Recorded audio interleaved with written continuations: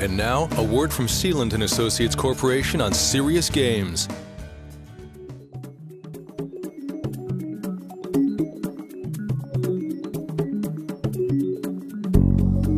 My role is to help bring in innovations in learning technology.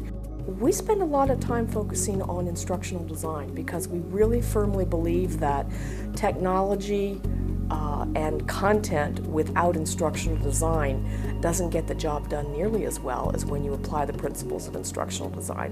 Because part of my role involves being sort of the individual from our company that reaches out and keeps tabs on what's going on in the training industry.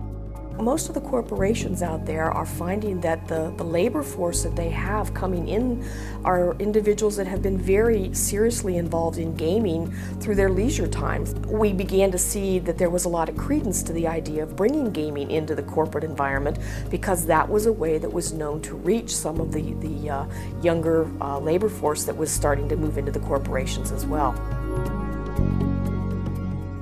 We discovered Sealund through some of the people that I brought into Nielsen to work with me. I also got access to one of the CDs and was just blown away by the quality and the look and the feel of everything that they were doing. And then when Barbara came to me and told me about serious games, I knew that that was an arena we wanted to get involved in right now. And we knew we wanted to bring that kind of an innovation into our company. And I thought, there's nobody better than Barbara to help us do that. We weren't sure that serious games were going to work within our environment at Nielsen initially. We needed to find out, so we needed to go out and speak to a lot of the decision makers and the stakeholders in the company. What we focused on was identifying the attitude of our decision makers and stakeholders towards gaming. If you're in a very young, technology-focused kind of business environment, you can possibly assume that gaming would be very welcomed in that particular environment. But if you're working in a more conservative, a company that's been around a long time and has some very traditional ways of doing things, that's a different personality when it comes to deciding in terms of attitudes towards gaming.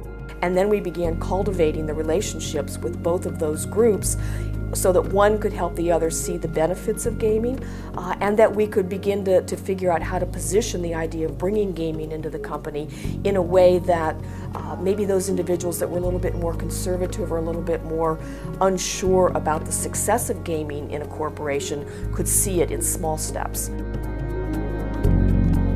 I remember having a discussion with one of our executives saying, you know, we're not designing, you know, a game that gamers are going to come flocking to, but what we are doing is we are getting in on the ground floor of the concept of gaming in our company. And I think that if you design the pilot well, you can succeed in converting them into definite adopters of that throughout the company.